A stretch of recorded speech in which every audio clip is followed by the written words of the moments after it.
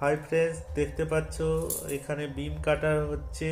তো আজকে বিম আলুর তরকারি হবে।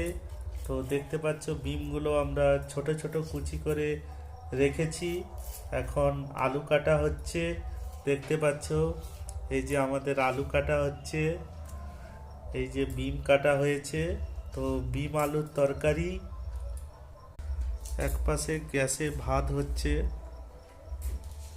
দেখতে পাচ্ছ ফ্রেন্ড, আমরা বিমগুলো ভালো করে কেটে ধুয়ে নিয়েছি। তো কড়াতে তেল গরম হচ্ছে। এবার বিমগুলো আমরা কড়ার মধ্যে দিয়ে দেব।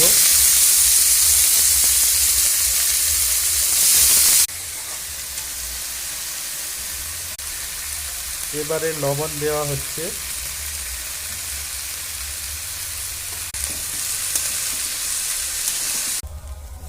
বিম আলুগুলো আমরা ভেজে নিয়েছি, দেখতে পাচ্ছ ফ্রেন্ড।